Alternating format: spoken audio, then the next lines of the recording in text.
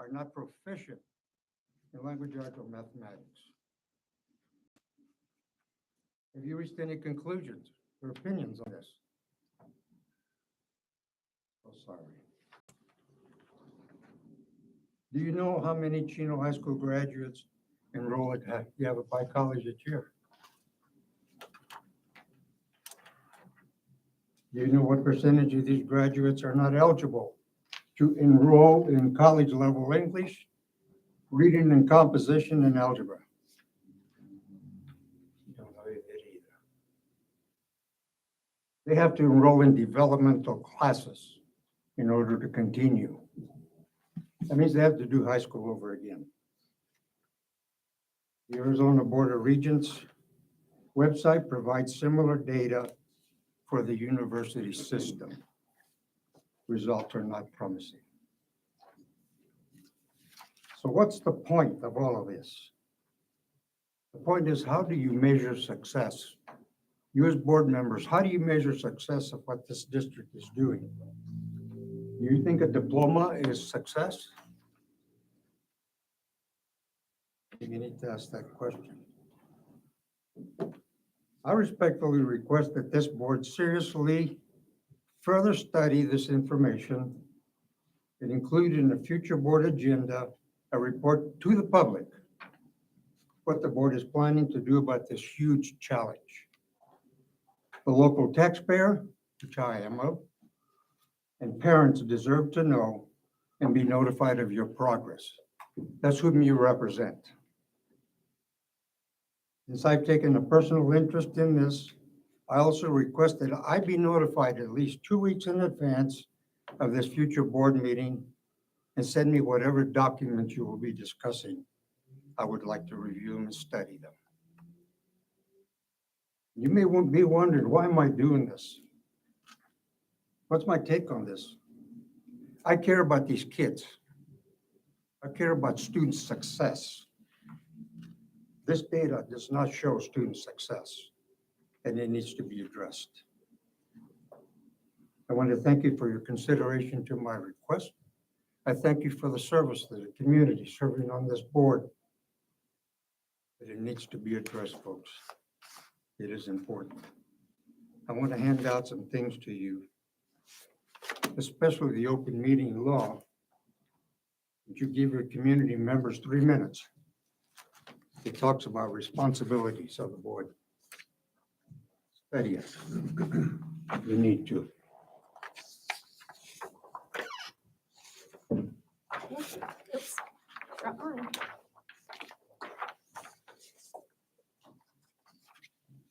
Thank you. Thank you for Disappointing. your input. Thank you very much.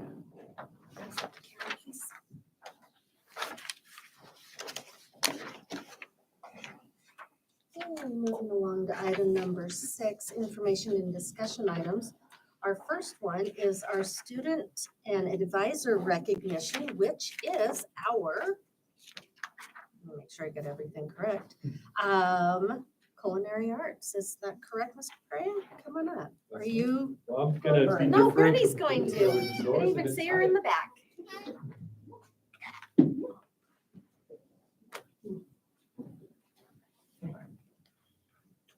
Good evening, board. Thank you so much for hearing us this evening. Just want to say how proud we are of our culinary students. These 3 students have taken an extra step along with the project that we did for Empty Bowls to turn it into an FCCLA state event, which should also turn into a national event if they do well there.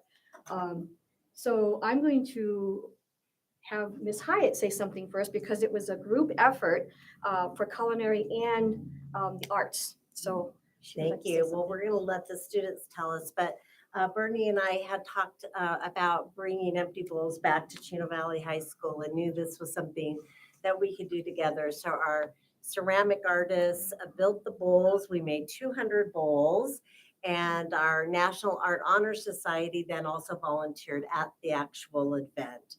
But really, the remaining work went to the culinaries. And if you guys would like to share how this event went. Hi, board. We pretty much did this event because we really do appreciate Miss Marley.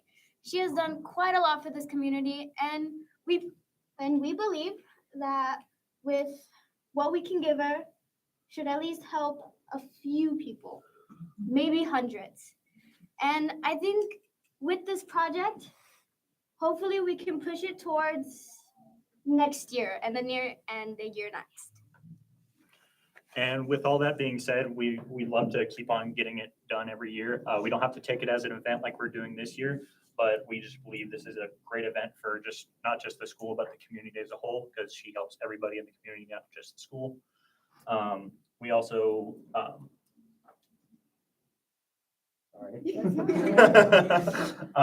we also greatly appreciate what she does, as everybody else said. I've been one of Miss Marley's students throughout quite a bit of time myself. So I've seen a lot that Miss Marley has done for me and helped me throughout all these years. She's going to be basically one of the people who has helped me through and go through my graduation. So I just truly appreciate all the things she's done for us. And if this can help move at all through any students, even faculty, just throughout this amount of money will greatly affect me, knowing that I could step up and be part of that. So in cooperation with Chino Valley Education Foundation, FCCLA Culinary Class and Art Honor Society created the bowls. The kids picked 3 different kinds of soup. People could buy a $20 ticket and come and get, it was a delicious bowl of soup, I will say that. And the Chino Valley Quilters made quilt cozies for the soup bowls, hot soup bowls, which they informed me are good for cold ice cream cartons right out of the freezer as well. Oh, I thought they should tell me if they did. And it was a marvelous student-run event, and these ladies really, really did us proud with their Well, efforts.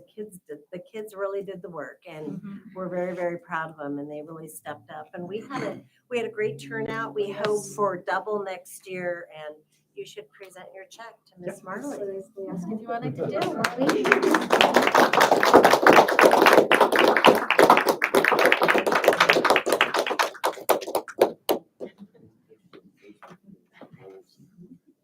Thanks, Erin. Thank you.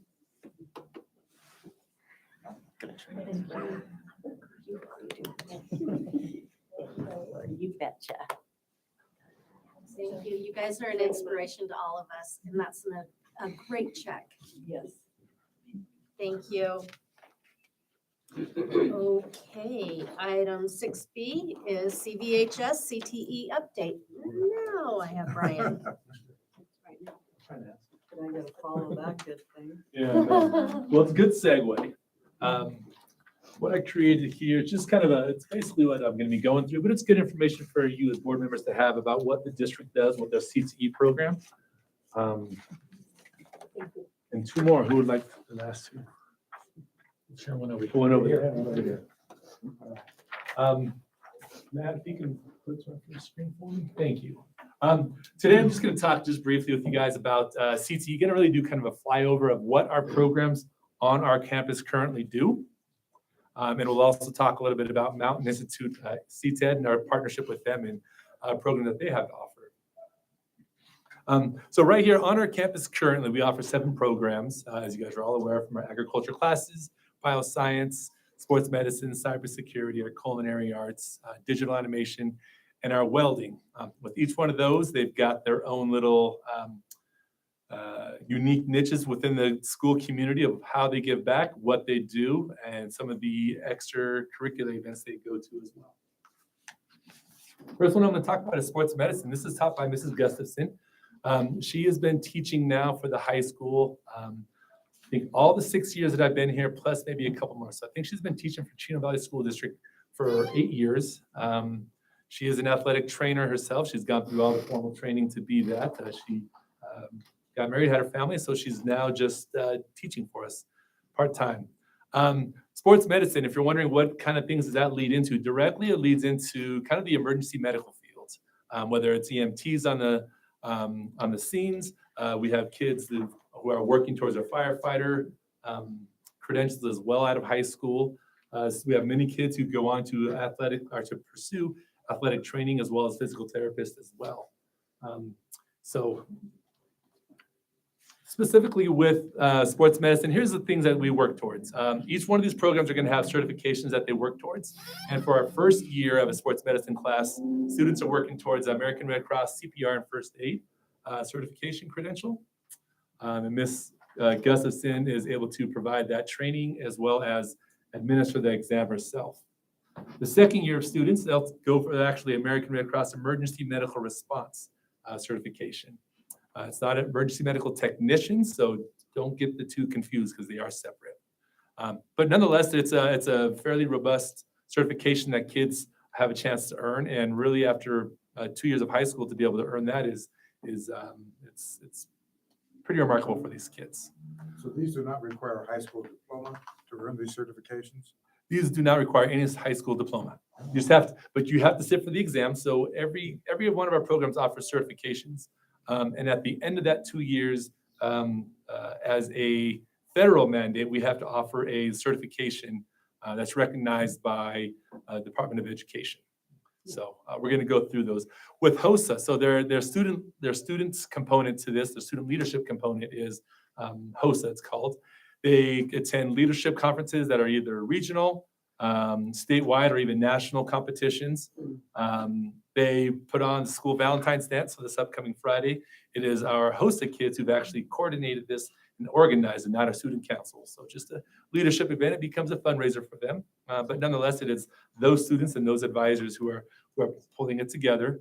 And then over the years, off and on, they've done Be the Match. I think the name has technically changed recently. But this is where students will actually promote on campus for students to apply with their driver's license to become an organ donor in the event of tragedy for such individual. So just a little bit that they're giving back there. With sports medicine, we have the opportunity to do some athletic training shadowing. They'll spend time with CAFMA here in Chino Valley. We'll do some hands-on learning labs with them. Also with Yavapai College. And some students will actually elect to go on some ride-alongs with CAFMA as well here locally. So lots of local community input right there, and a great program that is just promoting and helping to promote, emergency medical attention for folks. Agriculture, kind of a staple for our community as well, as we know. I'm going to go ahead and just switch to the next page on this one right away. With our agriculture program, currently we offer an OSHA 10 certification with construction. It is a 3-year program to technically be eligible to take that certification in the end. But it's really becoming a 4-year program for us. Currently, we offer 2 classes that have Yavapai College credits tied to them. And that's going to be increasing in the years to come, as long as everything continues to go on time with them and growth of those specific classes that are offered. So we're going to be able to offer 5 Yavapai College classes with Yavapai College agriculture classes, and we're actually going to be creating, or I shouldn't say we, they're going to be creating I don't know their title, a General Agricultural Completion Certificate, so that our kids can now get a completion certificate with them as well by taking these courses with them. Besides just regular agriculture classes, the electives, if you will, we've got ag mechanics, the greenhouse class, and the farm class, as most of you are aware as well. With our FFA kids, tons of leadership opportunities with that. And over the last, I've been here, this is my 7th year, our advisors have been able to have 4 people become state leadership officers. All the way back to 2018, you see Tyler Plum, followed by Jordan Woodburn, Corey Hewitt, and currently the current FFA state president is Ashley Norvell, who graduated from our school last year. So great tradition of FFA leadership there. And as you know, they do the corn dinner. They also participate at Yavapai County Fair with lots of volunteer time there. They have the special education rodeo that's coming up this spring. And they also conduct a roping fundraiser event as well as a jackpot fundraising event as well coming up. So take note of those dates if you have anybody in the community who likes to compete with their horses and showing animals. That'll be open, and we're going to be doing some more events. And with these, again, heavy amounts of students doing all the coordination of events, gathering, donations, and really working hard to make a great name for FFA. Our bioscience program, this is a very unique program right here. Bioscience really is about genetics, in my opinion. They do a lot of gel electrophoresis in there. With the first year of the bioscience, we actually call it forensics. To kind of draw kids in and then we capture them from there. So with the forensics, they do forensics labs, they do some crime scene investigations as well. And it's actually a pretty high-tech science lab. It's one classroom size, and I couldn't tell you how much money we put into there over the last years with real equipment that kids are getting hands-on equipment with, or hands-on time with, year in, year out. Unfortunately, we might have a retirement in the horizon, so we will have a transition going on, but nonetheless, the program we think is still gonna be able to make it and continue to do good things.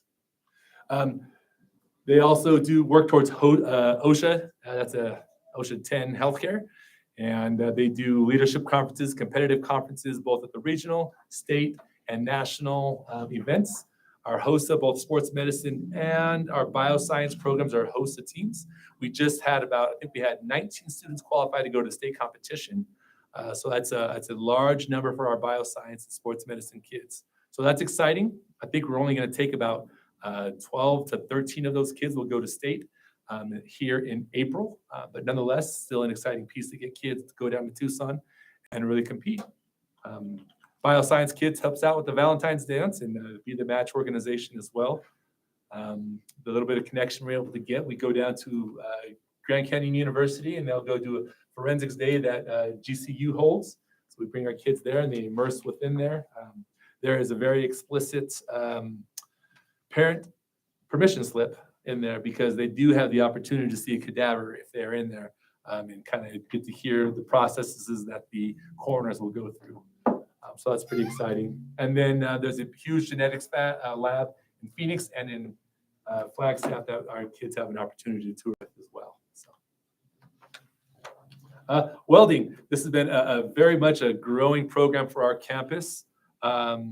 Lots of new additions in there, from welding machines to fabrication machines in there. This is a program that it starts with a 2-year program. We actually have him teaching 2-hour blocks of classes. One of those 2-hour blocks, he's only a Yavapai College instructor, but we're lucky to have him on our campus. I think that's something that Jeremy Plum and administration had helped to put in place, is to have a Yavapai College teacher teach for us. So really, he teaches about 15 to 20 kids out the gate for us. And then second half of his day, which is just second and third period, he teaches another 15 to 20 kids. So we got year 1 and then year 2 and 3. So it's now a 3-year program. And kids can actually earn up to 3 different certifications, as well as earn 3 different Yavapai College completion certificates as well. So they really can pursue quite a bit within this. I didn't put our certificates on there, what they're called. But 3 different Yavapai College welding certificates, so it's a great thing right there. Just last year, Mr. Rodiger started getting kids into the competition, so he's going to compete in the regional competition here at Yavapai College next week, as well as we'll go to state competitions as long as they do well enough to proceed. So that's pretty exciting right there. And we do tours here locally with some of the local manufacturers with this group. And culinary arts, as highlighted by Ms. Boris. So this is a 2-year program as well. Ms. Boris is carrying very large load of students within here, and they create some amazing food products on campus right there for us. It is a continuous buffet sometimes in our faculty kitchen. We're very fortunate for that. Thank you, students. So 2 certifications out the gate on the first year is students can get their food handler card, so that gets them into the door to be able to work at local restaurants. The second year, they actually they sit for the prestigious ServSafe Manager exam, and that's a very tough certification for any person to earn. And each year we have kids who do earn that certification. It's a tough one, but it's still something they're able to get to. As with our CTSO programs, FCCLA is going to leadership conferences. They're going to competitive conferences, both here at the state level and nationally they attend as well. So it's exciting for them to do that. Volunteer work, I know I didn't probably catch them all in there, but monthly they're cooking, have cookies for CVUSD food bags, part of the Empty Bowls projects. She always has students over there at Essence Kitchen being part of their veterans meals that they do over there. And if you're not aware, they do a cool little future chef competition over at Del Rio where they work with the little kids and they put on their own little cooking competition and work with the little kids, and it's pretty fun to watch. So yeah, Colleen, I know I didn't do it quite as much justice as you may want to hear, Mrs. Forrest. There's a lot. Cybersecurity, just as it says, cybersecurity. Now, this is a program that has kind of struggled over the years to keep enrollment numbers high. Is it a title? I'm not sure. Is it just that we don't have a lot of kids truly interested in the networking of it? We have a lot of kids who get into the first year of it, and it's a lot of computer science hands-on pieces. And it's a Yavapai College class taught by a college instructor. And the second year really becomes heavy-duty cybersecurity stuff right there. And we have, because of that, that just is what it is. We just lose interest with kids, and they tend to step back from it a little bit, I believe. But there it is. They go through a CompTIA certification process as well when they can earn that. So that's a pretty rigorous certification as well. But we do have kids who do earn that over the years. And for them, she's a Yavapai College instructor, so we've got no harder to work with her to get to do our CTSOs like Skills USA and really get out on leadership and regional competitions. So we work with her, and she does cybersecurity competitions online. So twice a year, she'll have kids on the weekends, and they engage in literal cyber competitions of security and trying to breach other kids' firewalls that they build. So she's getting kids in and still having some fun with them. So we appreciate that. Digital animation, this is the one program we just added this school year. If you can flip the new map. With this program right here, very, very heavy with software. Currently, they're working on with 3 different Adobe types of software programs. And they're also working with something called Toon Boom. Toon Boom is much more of the true animation that you'll see within a cartoon. The other items right there are all lead-up programs that help to develop a future animator. And hence the reason we use the Adobe Certified Associate certification, or that we will be using that certification for them to work towards. John Gruber is in his first year of teaching at all for us. He's coming kind of fresh out of his own coursework in California, but quite a find. He's very, very excited. He's very in tune with what's going on in the animation world. We did have a connection with one of the lead color artists for The Simpsons, as I mentioned with her last year. So she came in and she brought in artwork that's real from the studios and had a chance to talk to the kids about developing portfolios. So it was just a great opportunity for her to come in and really kind of talk to the kids about what's real and becoming a digital animation. Those kids walked away like, man, this is going to be hard to work. Just want to take note really quick. So here's a side shot of our 4 kids in a lab right here. If you take a look on the table is the tablet size they're using. That's about the length of a keyboard. So they are drawing with that. But with that drawing of just that tablet, they've got like 4 modes of input. They've got the keyboard.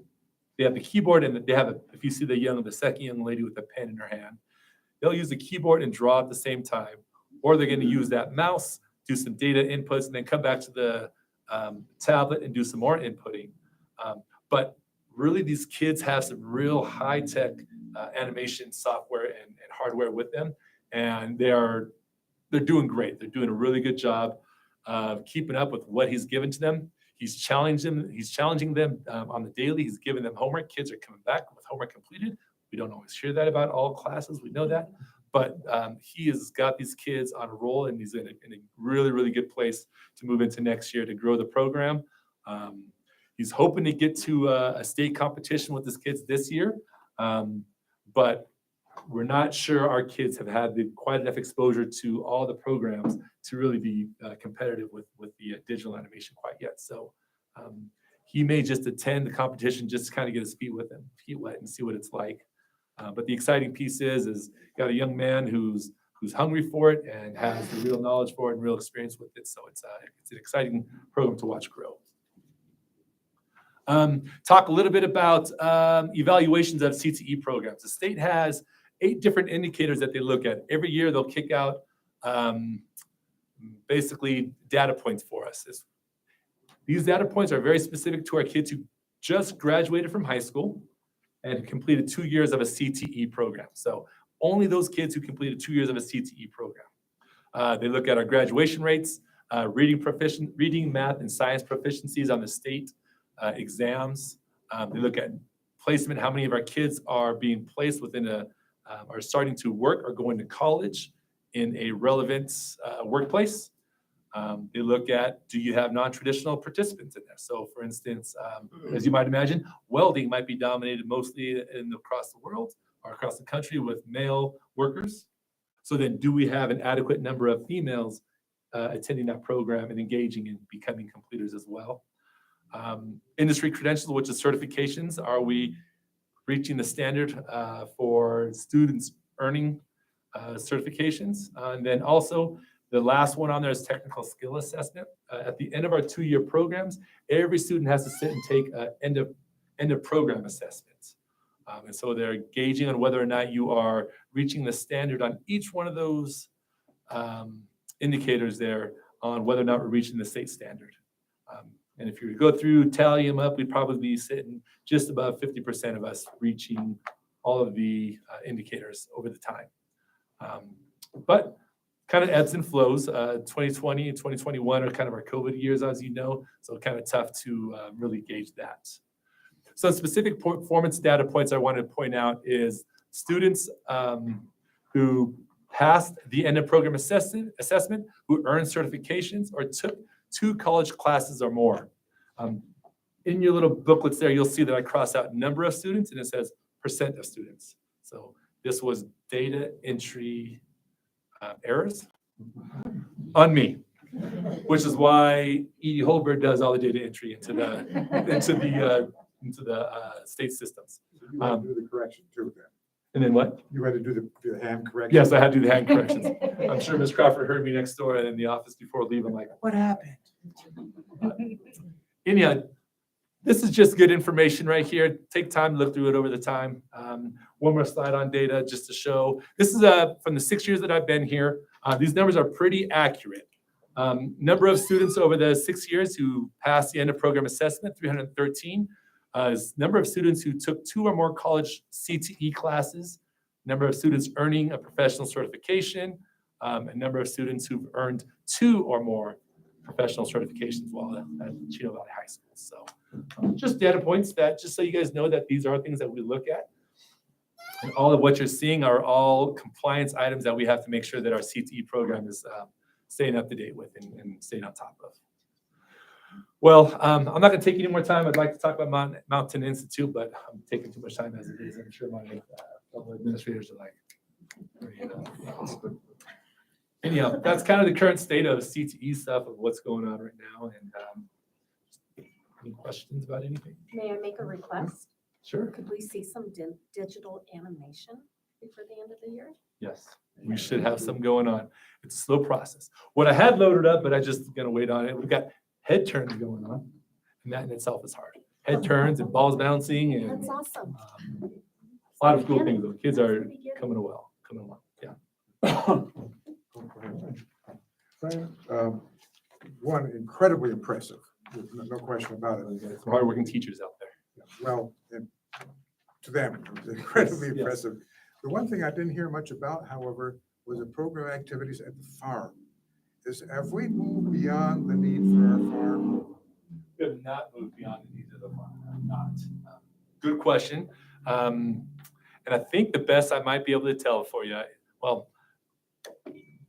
there definitely needs to be an uptick on there. There's no ifs, ands, or buts about that. So I've been in communication with the two instructors that work with our agricultural program. And we are currently discussing some of those things because there needs to be that uptick going on. We had farm production going on. We lost key person to productions on the farm, which was Mr. Bogue, because he was the brains. He was raised on dairy farms and worked fields such as what we had out there. So he really was the brains. And we just were not equipped for when he left. So there's just some gaps there that we're working to address, and we'll continue to do that. We're going to continue to grow the corn for the farm, or for the corn dinner on there. That's a big piece right there.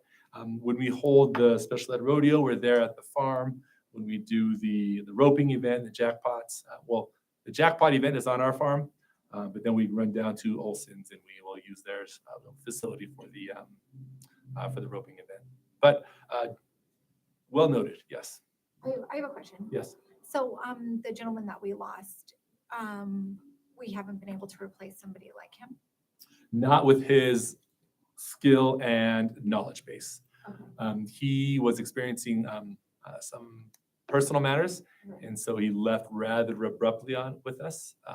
He's back in the area. He's actually stopped by to see me here real recently, and is interested if things could work out. We would like to invite him back, but we have to make sure it's the right recipe on all factors. Okay. But we just so we know, we just opened up that position again up on, so it is available, because we are looking for someone with that technical skill and that knowledge background to be able to help us on the farm, get us up and running again. That individual, we had a lot of students working with him and Miles on the farm when they were in full production out there, and they just had amazing things going on. And between Mr. Bogue and Mr. Holder, great production was going on. So I'm got to just- get back to that spot. Just another observation of Yes. growing up on a ranch. When you lived on the ranch, you knew how to do everything. So the person that lives at the farm, I feel like, should be able to do everything. So we shouldn't be waiting or lacking production because of the fact that we lost somebody, but yet there's somebody that is living on the farm that should be able to do everything that is needed, Yeah. in my opinion. Just like if you work on a farm normally, Right. that's how it works. If Yeah. you have to learn to do everything. So And he could do a really good job out there managing it all on his own. He really could. At some point, though, we also have to, take into account that he's got a full-time teaching job right here. And that in itself is pretty tough to manage that. Some of those things on the farm, obviously. And then, we're all human. We got the family as well. So he's got a, growing family as well. So we got to keep those into account. So I think when we are able to match with the right support for him, that's when he really thrived the most. But, I feel confident that Miles can get out there and get that stuff done on his own. It's just a matter of making sure we have the right structures in place, because we, can't run a farm independently, as you know. But thank you for pointing that out. Yes. I'm just impressed of all the things the children can do through Mountain They do a Institute. lot. I mean, I was counting, there's 23 different job titles here that they can earn Mhm. and graduate and able to pick up a job and make money Yep. right away. Yep. And to your point, sir, I know you're looking at some of these academic pieces right there, but, we got kids doing amazing things, and that's only one portion of kids. We have another hundreds of more students who are taking more classes that are getting themselves ready for this world, ready for the careers that's demanded of our new economies and the new world. And, academics is important. But you also have to look at these kids as a whole and how they're developing themselves, becoming ready for the workforce. And I'll tell you, at our school, at our high school right now, sir, we have teachers, we have people in place that are doing amazing things. So, thank you. And last, before I end, just make sure I give props to Edie Holbert and Riley Davidson. They're amazing team members. They do a lot with student communications, making sure registrations are up to date. And we have so much CTE data that has to be entered correctly. And without those two, we really would be in a lot of trouble with only me. All right. question or comment? I'll try to be quick. I'm getting a strong impression that certification is an important part of the CTE program, and that you're driving a lot of students towards certifications. Two responses to that. It is a compliance factor. So for federal grants and for even our state funding, it's a compliance factor that we have to be offering those. Okay. One, and two, at the same time, you go into some rooms with some post-secondary educators, and they're going to say half of their employers aren't looking for certifications. They just need someone who's going to show up, be a good employee, and ready to learn, and they'll get that person certified. Okay, so I'm curious, and you may not be able to answer this if I'm not putting you on the spot. How does certification or receiving one translate into college and career goals? College and career goals. I'm going to Especially shoot from the career hip on led. this, but really, it's really this student coming out. I will tell you, I've been talking with so many kids, if they don't get that certification, I don't talk to every kid after every certification exam, but at least half of the kids I speak with are super excited they got that certification, or they're bummed they didn't get it. So one, it develops that confidence. It's a little bit of a drive to get up there and get ready for it. And so I think between the two, the confidence and the drive to be in that career and deemed credentialed or qualified is important to the kids. So, Is it important to industry at all? as I said, you go into some discussion rooms with post-secondary educators who with Yavapai College, and they'll tell you half of the employers out there aren't necessarily looking for a certification. That's not their entry point. So it is what it is. There's a compliance factor involved with it. So, we'll continue to do so. And one of the evaluative pieces that the state gives us is, are you reaching the state standard of earning certifications? And in the 3 years they've been looking at that indicator, we've met the standard or exceeded it every time as well. So. I have one more thing that I was gonna ask you. So, maybe, because I don't know if the board knows this, recently our FFA kids did a competition. We've done a couple We competitions. just did one first, because they're getting ready to go to state. Yes. So we had several FFA kids that did amazing at the competition. Do you have that information by Oh, I chance? did not grab sorry, all I'm that, but sorry. I apologize. Did not grab all those accolades because we also, like I said, we have bioscience kids, our host of kids who are also going to state. But fortunately, I'm meeting with Mr. Santos tomorrow, and we're going to be working on drafting up our little end of the year piece that promotes all the awards that kids have earned and all the accolades. So I'll be sure that gets back on your. There's just I know our agronomy team, which only because my daughter is on it, that we won. I'm sorry, second. this one That's okay. I don't know anymore, but there's just, all of them did really good. Yeah. So it was really cool. Yeah, they Okay, did a little- well, I attended the FFA convention in October, and there was a team that did well enough at state the prior spring Yes. to compete at the national level in Indianapolis. So that happens quite often. That's super cool. Yeah, very exciting. So thank you all for your time. Thank you.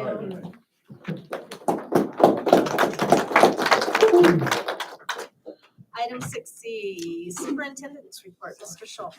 All right, we're going to start with enrollment.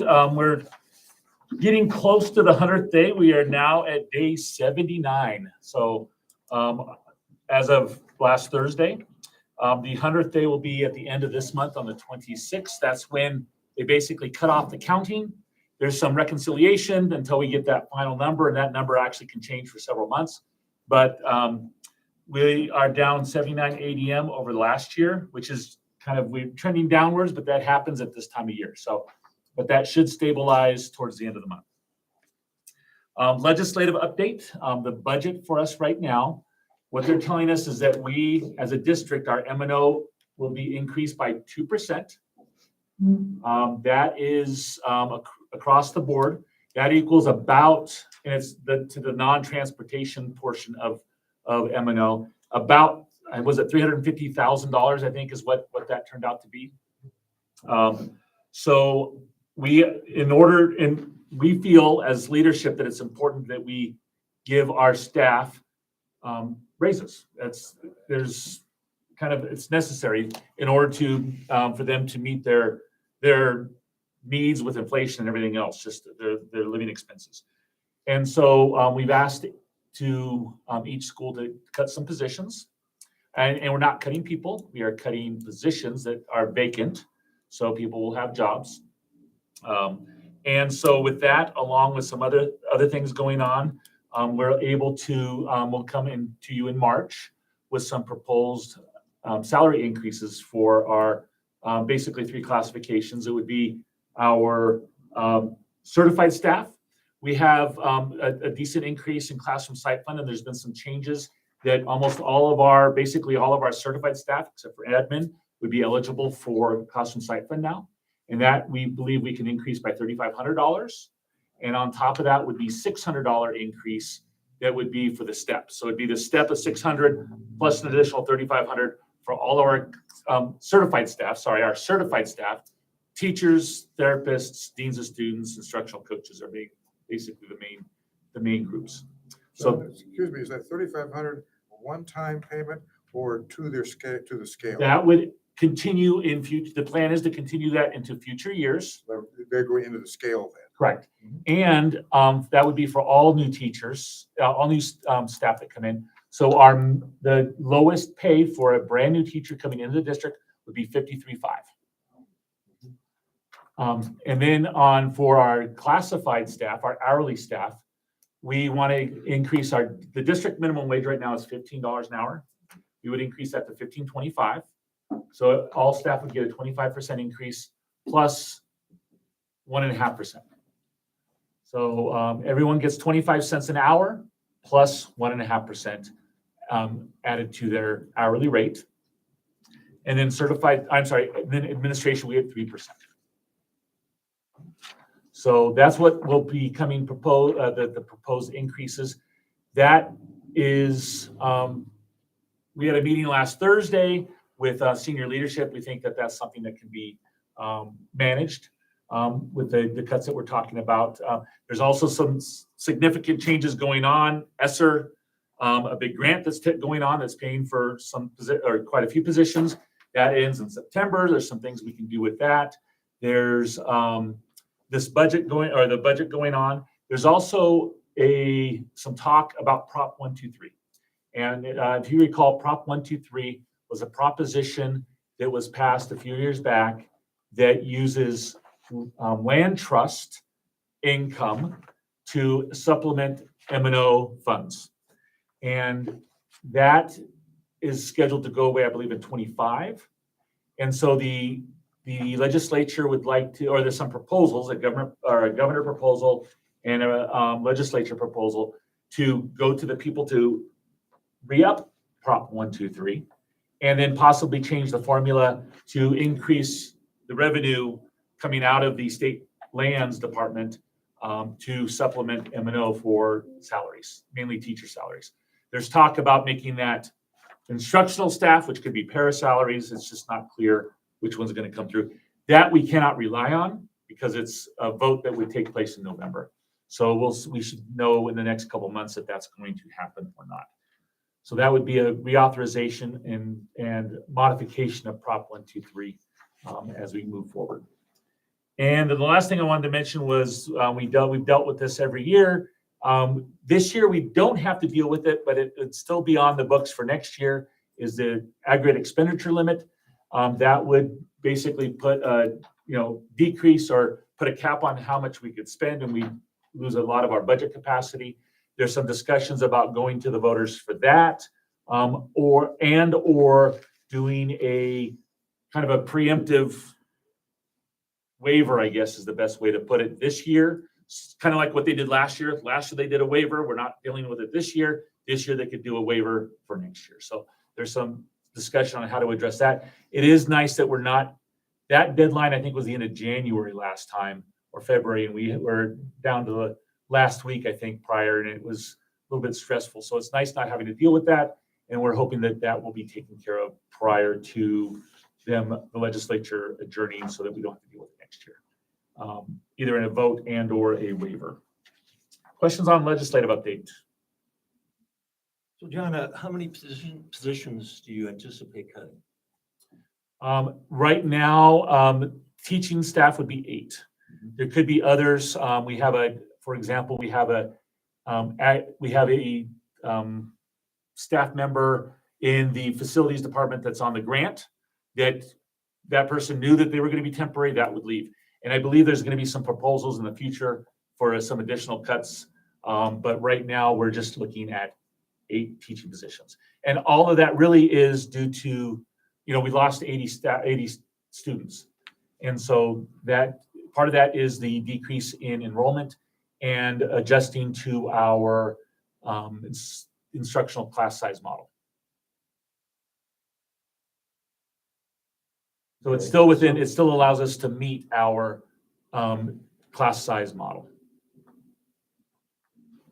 So 80 students equates into about how many thousands of dollars?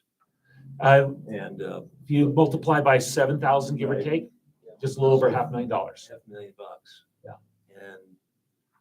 And 8 faculty is about salary plus benefits. It's pretty close to that. It's about that. Yeah.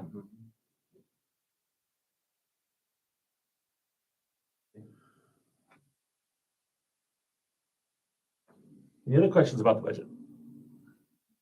All right, construction update. We're going to give a little bit in reverse. We have a weatherization and repair project at Del Rio School. Weatherization means painting. They don't call it painting, they call it weatherization. And when I say they, it's the school facilities board. There's also some repairs on the gym that they want to make to kind of better stabilize it and to prevent future issues. So that's going to be taking place. We also have our huge HVAC project. I learned from Larry, they actually moved 9 classrooms at Heritage over the weekend, in and out. So we're moving people in and out. We are hoping, and we kind of gave the contractor an ultimatum that we have to finish. So right now they're at Del Rio and the middle school. They'll move to the other side of the highway, starting at Territorial first, go for a couple weeks, 3 weeks, 4 weeks, and then start at the high school also. So we thought it was just going to be Territorial, then the high school. It's actually going to be both sites at the same time. We have to finish, or they have to finish, the cafeteria at Territorial and what we call the B building, which is the one right in front, the 8 classrooms or so, plus some other additional rooms, because we have to feed kids. So we have to have kids in there during school. We can't just block off the cafeteria because there's construction going on. They wouldn't be able to occupy that building. So that has to be done over the summer. And the B building, because that's licensed for preschool, and we can't move that preschool license. It's difficult to try to get other locations licensed. So that is their goal the contractor's goal over the summer is to complete those 2 buildings with their HVAC.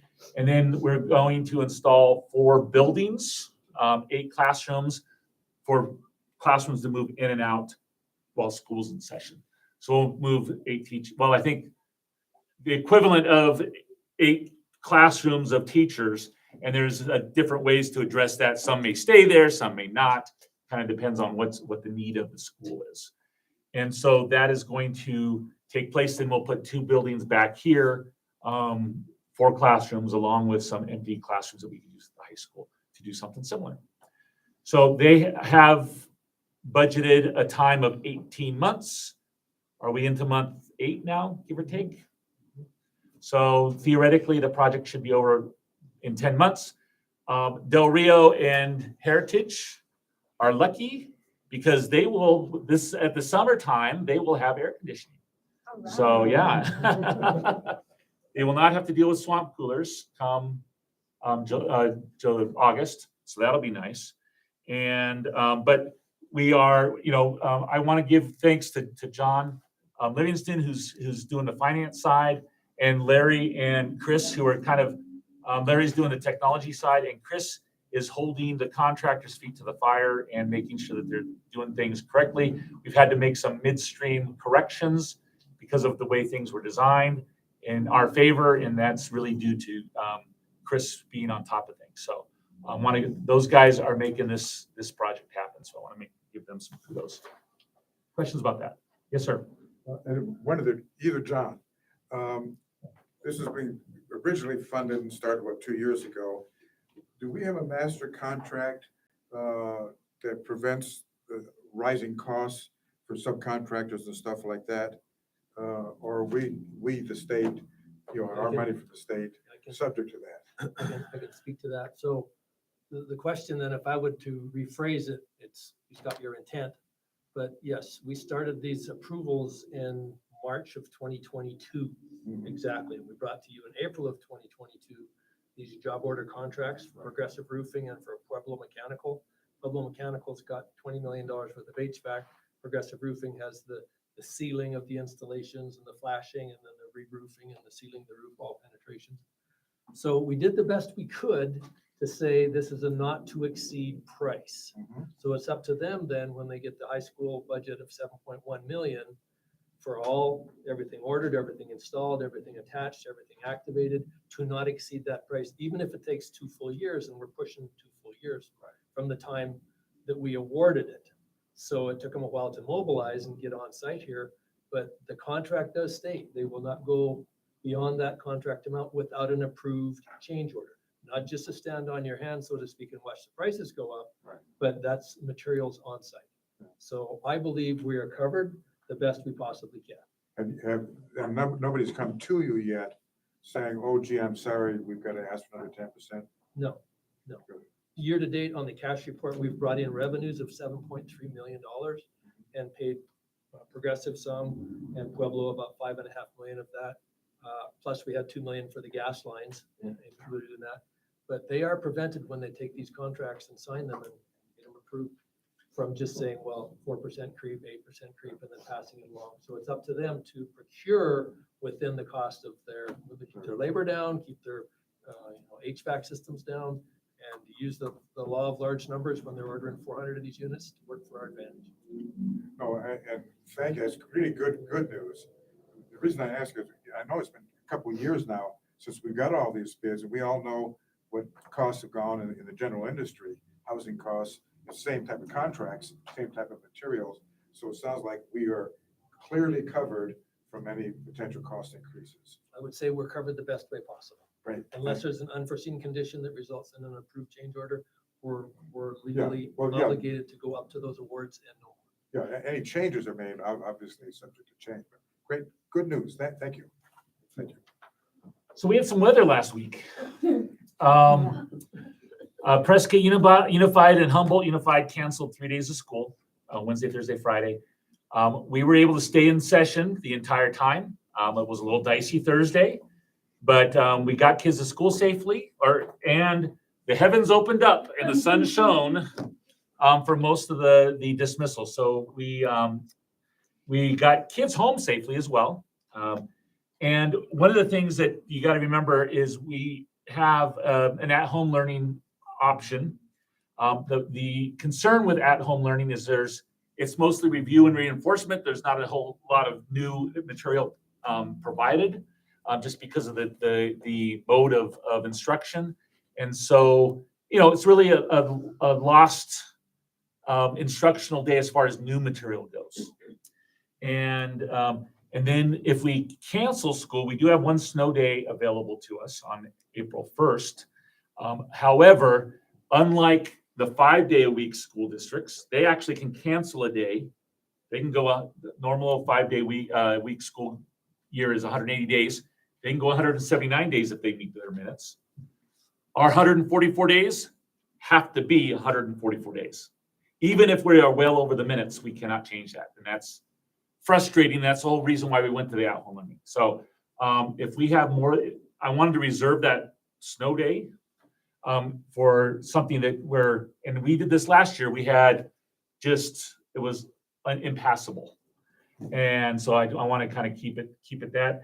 At the same time, working with transportation, working with facilities to make sure that our kids can travel on the buses safely. Snow doesn't bother buses, it's ice. And the temperature was right in the 30s or the mid 30s. So we didn't have ice forming, and snow, buses do okay in snow. So we felt we were safe, but we do look at safety.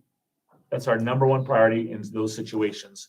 And if we had to keep kids late, we would have kept kids late. That's just the gist of it. And it does happen, and weather is not a sure thing, but it did work out, and we got kids home safely, and that's the gist of it. So I want to kind of update you guys about the thinking and why decisions are made, things like that. So, any questions about that? I just think it's so crazy that Prescott had all this snow. We had like none. I probably have 3 feet of drift in the curbing of or the gutter of my house. Yeah. Yeah. Been about 4 inches. Yeah. Lastly, calendar. Next Monday is a holiday, so no school. Our next governing board meeting, please note, and I've mentioned this, is a Wednesday, March 6th. That is a Wednesday, and that is because of spring break. We want to get that done early. At that meeting, we will also be doing work agreements and contracts, and so and hopefully approving our health insurance as well. So some big things going on there. We have spring break, March 11th through 14th. I mentioned the in-service day, no school on April 1st, which is the day after Easter, which may also be it could be a snow day if needed. April governing board meeting on April 8th. I will not be here. Cindy will be, and Cindy's. I'm on call for federal jury. Yeah, so we'll know more as we get closer, but we will manage in April. I'm going to be in Texas for the eclipse, and so that's what I'm up to. May 6th is the Million Word Challenge Dinner. One of the neat things in honoring our kiddos that read 1,000,000 words, even some of those little kids are some power readers. So it's exciting to see. Governing board meeting May 13th, last day of school the 21st. We have the end of year celebration. If you want to put that on your calendar, of course, graduation 7 p.m. May 22nd is a must do for our board members. Memorial Day, governing board meeting in June, and then the end of the fiscal year, we have a celebration you're welcome to that all our 12-month staff participated in. Last year we had some pulled pork from Dr. Moody, and we'll see what we do this year. But always some good food going on there. So, questions about anything on the superintendent report? We're also having a strategic planning day, May 29th. So, and I've heard from 4 of you, so I just wanted to put that back out there. So You can say 5. you let me know. It was good. Oh, did I let you know? You're good. I didn't know I did. I was so much busy with the vacation and everything. You're good, thank you. Anything else, Mr. Shaw? That's my report. Thank you. Item 61 is our financial reports for ending January 31st. Mr. Livingston. Madam President, members of the board, thank you. Before we get into some details for the month end, January 31st, 2024, Karen has some little green booklets over there. And I think the district's been doing this for, gosh, I think 60 years probably of audits. And when we sat here back in November and listened to our auditors, they had some good news. And the good news came down to 2 words. Could you let them know them? No findings. I love it. Yay, good So job. So we Not at passed. all. So thank you, Karen. It's a real team effort. So a lot of people did a lot of extra work and we cleaned things up. But we came close to having a couple findings just for all the funds we had in, I guess you could say in ether or cyberspace. We had to get them locked down and put into our chart of accounts. And then we have a couple year ends, one at June 30th. And then the county shuts us down about August 20th and they don't want to receive revenues from the prior year but we got it all straight. So thanks to the team.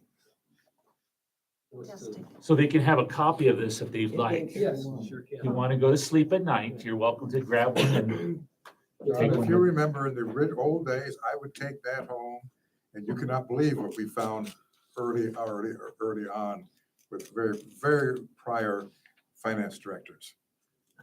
So now I feel so good, I don't even need to take it home. Well, 167 pages of really gripping reading. Don, I will tell you the story sometime about 2 generations or 3 generations back of your predecessors. I think we've got a great team now. So a quick look at the financials then for the month end, January 31st, 2024. The good news is if you do a calendar count for your months from July of 23 till the end of January of 24, you come up with 215 days. You divide that by the days in the year, you get 59% of the days gone at the end of January. And for our M&O budget, we're on track. 51.28% of it has been spent as of the end of January. So that gives us that little bit of breathing room. Capital is doing about the same, 52.6% spent. And of course, we have encumbrances, but it's a really kind of a good acid test. If 59% of the days are gone and 65% of the budget's gone, we've got a problem. So we're on the green side of that equation. 620 fund, that's our adjacent ways fund, and we can use that. It's something we've been raising $100,000 a year for things like we use it for adjacent waste projects, like if we have fire lanes that we've been putting in, parking lot improvements, things like that. We've already spent on a budget of 520,000, 416,000. 70,000 went to the company that did the little houses, and 346 went to the company that did. I wish Ed Moody was here because he could probably brag on his. He's speaking at the Prescott Valley PMZ meeting and town council. Okay, so he's otherwise detained. He could let you know the difference if you've been to the south side of Del Rio Elementary, where they have the entrance there. That was $500,000. I was there this afternoon, and I can tell you, it is so nice. Especially it would have been a complete mess after last weekend. That really Oh, yeah. made it tolerable and manageable to get vehicles in and out. The mud never went away in the old one. Yeah. I think there was a spring underneath or something. I don't ever remember being there when it was not mud somewhere. So you could actually park on the south side then. Or was, stripes on the pavement. Right. So now we've increased that levy from 100,000 a year to 250,000 because we've got a lot of parking lot repairs to do, other projects as well. So that's a quick look at the main funds there, the three main funds. Just a quick update as you go further in, you look at some of these cash funds. Just those of you that have been following it a little bit, the fund that we're talking about taking more teacher payments from, 010 classroom site.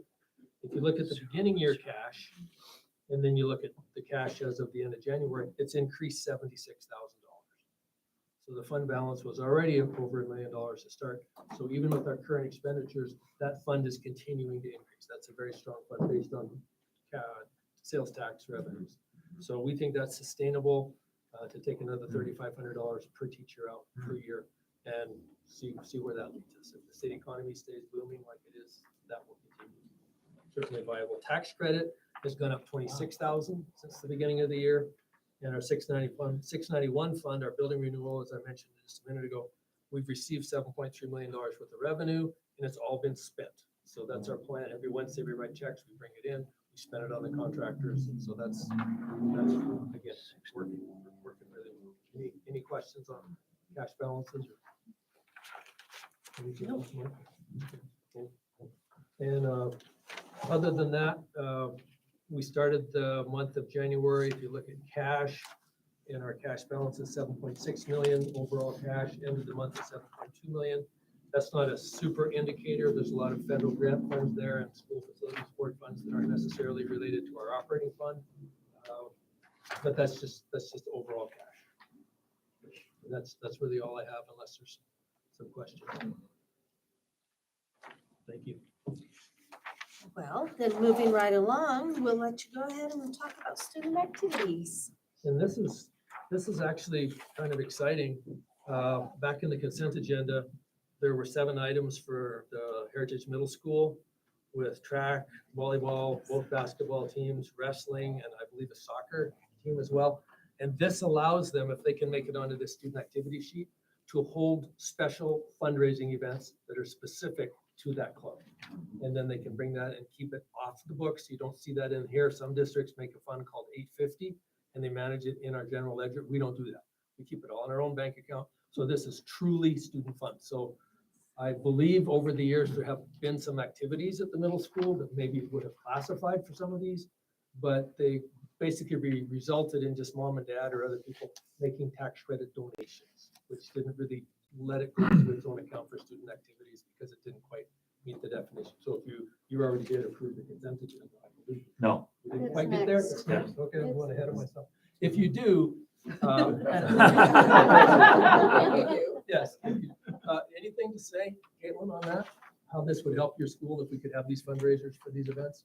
It just go more directly to the students, and the students will be able to like lead their own club for their sport. And then they can learn that process. That's how I've been selling it to the coaches as well. So they can learn that. It just really keeps it what the students want, what they want. So how do booster clubs fit in here? I mean, I know the difference. I know the difference between a booster club and a school-related fund or school fundraising. How do parents distinguish between the two? I see that mostly, and maybe Superintendent would like to answer that too. I see Booster Club mostly happening at sporting events where you pay a gate receipt, and the Booster Clubs may do a fundraiser there for cooking and having food prepared. So they Okay. supplement, and then the Booster Club keeps the money. And then if parents show up and they say, I think that hamburger is worth $400, then they can make a bigger donation or a 50-50 in the crowd. But the Booster Club keeps that off-site as well, and they have a treasurer, and then we get reports from them on an annual basis. They're an off-site organization. And are we getting reports from these booster clubs? I have, I'll just say I have. I won't say I've got them from all of them, Okay. but I'll say I have, because the auditors do like to see those. So do we recommend doing a booster club? Well, I just recommend that I recommend you approve this for the consent agenda for sure, because you can't control or really influence how much. I've been a booster club. I've had 2 sons play football, 2 daughters play basketball, and we were there. We had assignments, but one parent did the whole thing and then give all the other parents assignments. And if you don't have that, then how are the parents going to donate? It would be better if they had the student activity than the booster if you don't have a super group of parents. What I've seen with booster clubs is for 15 years, they'll bring in 20, 30,000 a year, because usually it's usually a go-getter mom. It gets everybody activated, and they're there and they support, and they have pork nacho plates, and they charge $10 a plate, and there's a person they want to be with, and they donate. And they go way beyond the cost of the food because they know it's going to go back to the kids. And then the parents control it. This with the student activity, the students control it. Well, and there are some advantages, and there's really 2 other outside organizations that are partners with the district. One being Booster Club. It's typically a nonprofit corporation that has a 501c3 designation. That's sole purpose is to support something in the school. It could be the school, it could be athletics, it could be a particular team, or we have the Band-Aids, which does band and music. So the advantage to a booster club is they can do things that the district cannot. For example, the district cannot hold a raffle. A booster club can hold a raffle. We cannot, when we spend money, out of these activity accounts, it requires a vote of the kids, a purchase order, everything else. A lot of times, a booster club president can write a check. The funds are much more. Now, there's some danger in that, because you hear a lot of times, and it's happened here, that money gets misspent and things like that, and it does happen. But it's not our organization; it's an independent organization that we work with. So there are, it relies on people to control that. And then on top of that, there is a separate set of organizations, are club teams. And so that would be club baseball, a lot of times baseball, volleyball, softball. We allow them to use our facilities if they are a nonprofit. We don't, they're welcome to use our facilities if they're making money, but if they're making money, they have to pay to use our facilities. So, and that's all in policy. And so there's, if they can show that they're a nonprofit, they're welcome to use our facilities as long as they have the insurance and everything else that anyone else would use. But those club teams are meant to support or promote a particular sport, and outside of the normal AIA process and things like that. So, and typically AIA seasons, and they don't use our facilities for fundraising. They raise their own money somehow, other ways, or through parent fees or whatever. They charge their fees or whatever. But that's kind of the 2 organizations that are not school organizations. And then the third would be the foundation, which is really, it's almost like a booster club for the school district. They're 501c, they're a nonprofit corporation. They just support the district as a whole and everything that we do. So, okay, I just want to make this clear. So when there is a booster club, do they send you, do they send you what's going on with their? We want the year-end Finances? financials, what they started with, how much they raised, what they spent, and their ending cash. That's what we want. Okay, so within a year, somebody could steal a bunch of money Yeah, and we you don't, wouldn't know we till don't the really end. go in and audit their books. Correct. We just want an email with a statement attached. So yeah, we Gotcha. don't really exercise oversight at all. Right, okay. It's just they raise funds in the name of the Right. school district because that's the way it's done. When the parents cook the hot dogs at the football game, Right. they put up a sign, Chino Valley High School Booster Club for Yeah. football. And then people do donate, as you know, and you've all done this yourself with your own children. You donate more when your own kids are involved. So Right. that's a good way to Right. raise funds. But And they do their 50, the Band-Aids do their 50-50 drawing at the football games. That we're not allowed to do as district, as in our, whatever, whether it be a club or a auxiliary or the district at all, we're not allowed to do that, so. The only reason I ask is because you hear all the time about people stealing money from a booster club. And it's happened Nationwide. happened here, you know, it's Nationwide, happened for sure. everywhere, you know? So that's why I was just wondering where we come in. So I guess my preference is that you approve the student activity and then you've got all these professionals that have, signed an oath, so to speak, to uphold the Constitution of the state. And there's a lot more oversight. In fact, the Yeah. individuals at Heritage Middle School will have approval by how many adults will have to prove each expense at the middle school when you do your student activity? 4, I think, 4 or 5. So there's a lot of oversight. And then the money's protected in a bank account. Yeah. So it's not one check.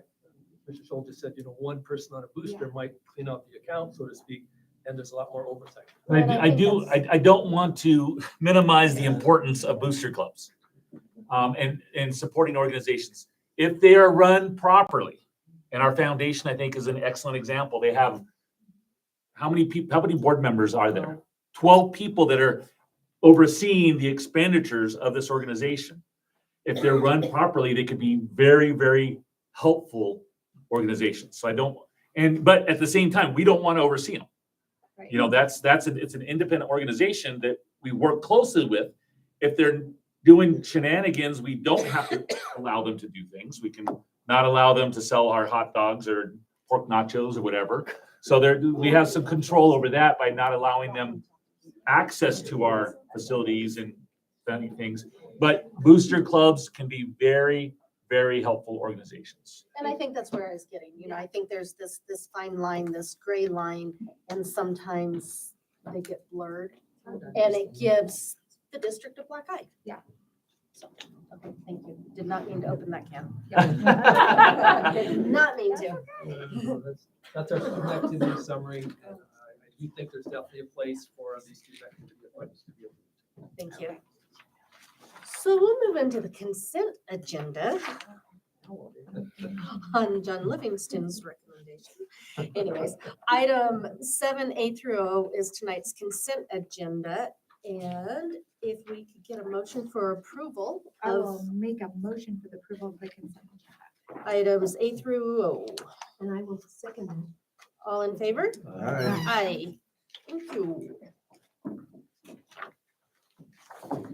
Item 8A, one-on-one special education paraprofessional. Since my notes- Heidi, hello.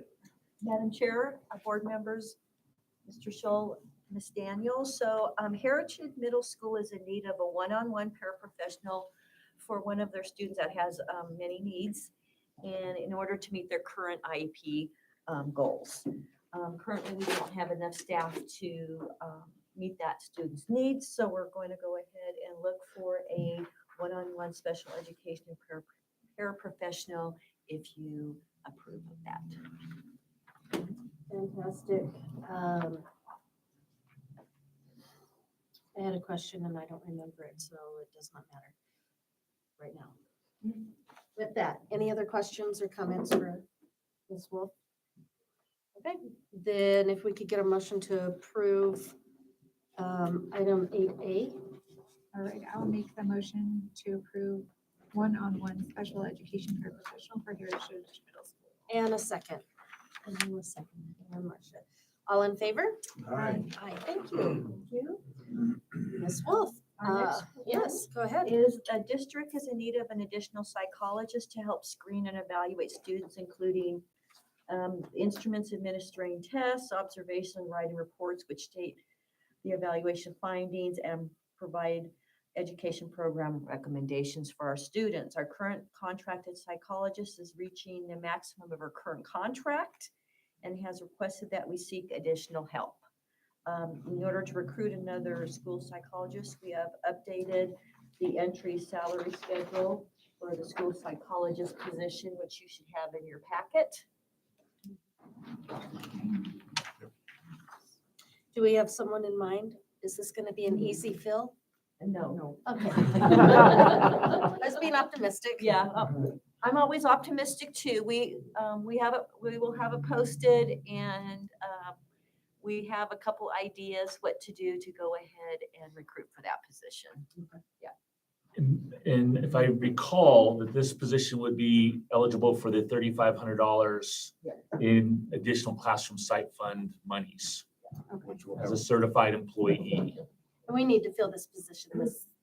Yeah, we're looking for this year, but if it happens for next year, we're okay with that too. We just want to see what we can find. Of course. All right. Questions, comments? Seeing none, if we could have a motion to approve a new school psychologist. I'll make the motion for the approval of the school psychologist entry salary schedule. Fantastic. Second, I will second approval of school psychologist and entry salary schedule. all in favor? Aye. Aye. Well, continuing on with the Miss Heidi Wolf show. The Human Resources Department is requesting the addition of an administrative assistant / bus driver salary schedule be added to the 23-24 classified staff entry salary schedule. Currently, we do not have this classification, and the Transportation Department would like all staff members to be able to help when needed with driving buses or vans. So we just want to add this into our salary schedule so that when we hire an admin assistant, they know that they will also be on call to drive the bus. As they should. Yeah. All righty. Questions, comments on this one? So would this be like a substitute bus driver too, if needed, or? Yeah, this will just be in case we have a situation where somebody called in sick and we need help. Yeah. Basically, this person's gonna drive a bus every day. We hope not, but Oh, at least 3 days out of the week. 3 days out of 4. All right. I'll make the motion. Yes, I'll make please. the motion for the approval of administrative assistant bus driver added to the 2023-24 classified entry salary schedule. And a second, please. I will second that. Thank you, Marcia. All in favor? Aye. Oh, boy. Alrighty, so my last item is that we have the personnel report with the supplement. And we have 5 new classified staff members, 2 new classified subs, 4 resignations, 2 terminations, 4 that are going to be retiring at the end of the year, 1 death, 3 classified changes, sorry. 5 coaches, 2 extra duties, and 107 time sheets. So I see some on here that I'm super sad about, 9 and 12. 9, I feel like she's been really great at the high school, and 12, she's been a really great teacher. I do have a question on, I can't say the name right. Right, just the number. 20, I was told last year was her last year. She doesn't teach with us. She just was. She's just coaching. I know, but I also that was. That's- It doesn't matter. Okay. Yeah, there's two separate, Because was she a teacher before? uh-huh. Oh, okay. Okay. So it's 2 separate jobs. Okay. So actually, most of our coaches do not teach for us or work for us otherwise, so it's not uncommon. Okay. Well, my sadness then would be number 11 if we're throwing it out there, so. Yes. We'll miss him. All right, any other comments, questions, sadness, happiness? All right, I will make the motion to approve the personnel report with the supplement. second, I will second. y'all are good. All in favor? Aye. Thank you. everybody. Hey, the right side's taking care of it. We can Relax over there. Relax away. Item 9A, Secondary ELA Materials Adoption Committee and Pilot. Ms. Daniels, please. No, it's Ms. actually gonna Bryce. be Oh, Mrs. Bryce. She is going to present tonight because she is the one leading the committee. So, good evening, Madam President and members of the board. It's been a long time. Welcome. We told you. And I have to tell you, it's been wonderful. But I have missed you, so I'm glad I'm back. So, all right, I'm here today to talk to you about our ELA curriculum. I'm going to tell you, I have been asking for an ELA curriculum for years, 13 years to be exact. And so I am excited that we have found a publishing company that has created a comprehensive 6 through 12 language arts program. Grammar, and this will be reading and writing here. So this is wonderful. We are going to have very excited ELA teachers. So I'm here to get permission to pilot the curriculum. We would like to pilot it in a 7th grade class with Miss Warnke and our 11th grade classes with Mrs. Fincher at the high school. And we're also going to be looking at, they have intervention materials, which is wonderful. So we can supply new curriculum to our special ed classes and our EL students, which is also going to be very new to have curriculum and not have to create our own. I have an adoption committee put together. I have 6 parents, 3 parents from the high school, 3 parents from the middle school, and then 2 teachers, Ms. Warnke and Mrs. Fincher, myself. I would like permission to put these on display for 60 days. I'm still waiting. I only have 9, 10, and 11 right now. So she has sent me the rest for 6, 7, 8, and 12. And once I receive all that, I would like to put it out there in the district office on display for 60 days. And we'll also put a link on our website so parents can go there if they would like to for the convenience. We have training scheduled for tomorrow for Ms. Warnke and Ms. Fincher and myself. I will also attend it. So I'm just so excited to have curriculum. What do you think? So question, has the challenge with not having curriculum for the last 13 years, has it been that there just wasn't a publisher? Right. Okay. That created a comprehensive one. Humboldt currently uses this book, but they have revamped it to make it comprehensive. And I was told today by our gal that I'm working with that they are also looking at adopting this new series because this is brand new. And this is wonderful to have that added into it. So it will be a comprehensive ELA straight across. Nothing else comprehensive on the market. Okay, makes sense. I'm really, our teachers, it's, to hire a teacher and they say, where's the curriculum? That's a great question. Questions for me? What about you guys? Yes, first is wonderful. Agreed. At last, I guess. We should all say, I guess, at last. I think so too, Peter. And in the interim, we had teachers who developed curriculum for use at our middle school and high school campuses. So we paid people lots of money to work on putting things together over the They've summers. created their essential standards and they've gone from there. So they've done an excellent job with it. I don't want to take that away from them. But it will be nice for them to have this. This is like fits, so it's like a stair step. Sure, yeah. It's hard to imagine. It didn't exist before now. And it used to, and then textbook companies started buying one another out. And it was something they did away with because so much of the emphasis has been on STEM. Oh. That the money went into science books and math books and things like that.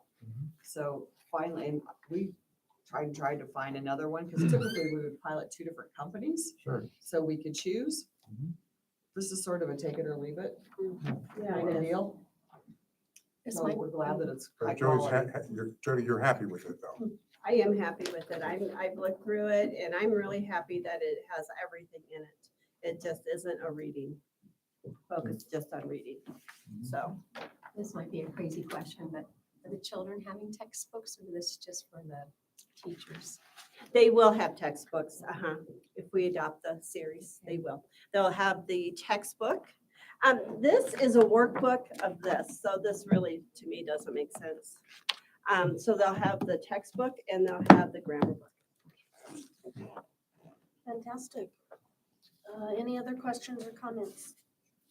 All right, seeing none, if we could get a motion to approve the ELA textbooks. I'll make a motion to approve the pilot of Savas My Perspectives ELA textbooks for HMS and CVHS. A second. I'm a second. All in favor? Aye. Thank you so much. I'm going to stay up here. Yes, you are. So it's the Heidi Show and Julie Show. So in my new position this year, one thing I've noticed is our new teachers, they need more time with us before school starts. And so as the group of instructional coaches, as their representative, I'm coming to you asking if we could add 2 days to our calendar, July 22nd and July 23rd for new staff, new teachers. And during that time, we will be doing a classroom management course together. And they should leave at the end of the week with a plan on how to begin their year with procedures, expectations, and classroom management.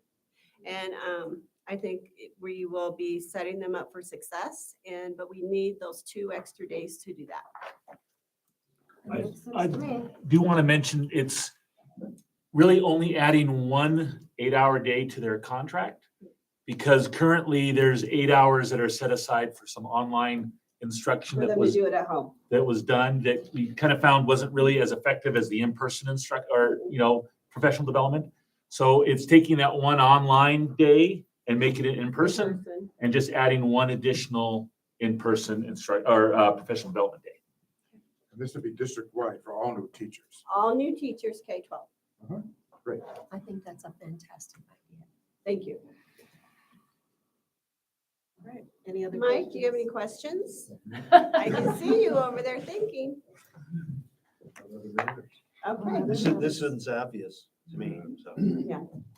All right, then if we could get a motion to approve the 2 additional days. I'll make a motion to approve adding July 22nd, 23rd to the school year 25 calendar as teacher in service days. And a second. I'll second it. Thank All you. in favor? Aye. You're welcome. Thank you. It was nice seeing all of you again. Yes. We hope you're back soon. Item 9C, K-8 career exploration curriculum adoption committee and pilot. Is this going to be you? This is me. Okay, just This one checking. is me. So in your packet, it says that we are recommending the pilot of a college and career readiness curriculum for K-8. We actually, after further investigation, decided we're going to hold off on the K-5 part for a year or 2 because our K-5 teachers are getting used to new science and social studies textbooks. And there's quite a bit of career exploration embedded in the new social studies. So they thought they didn't want to add something on quite yet. They want to make sure that they know how to use what they have effectively. However, we did preview it for 6-8 and Heritage Middle School would like to have, we'll have a little adoption committee and run the pilot on this. It is strictly technology based.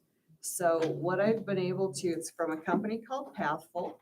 There are over 500 career videos and separate readings about types of careers.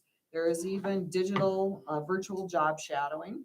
So students can spend the day on the job with somebody in a job shadow video.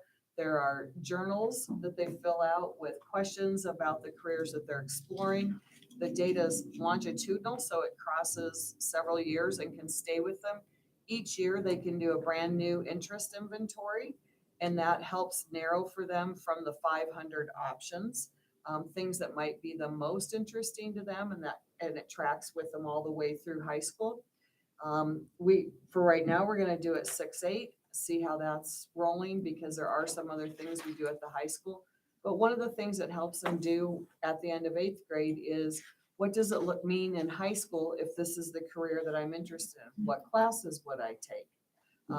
It even helps them, there are even things about, if these are the things I think I wanna study, what colleges could I study that, or what trade schools would be available to me?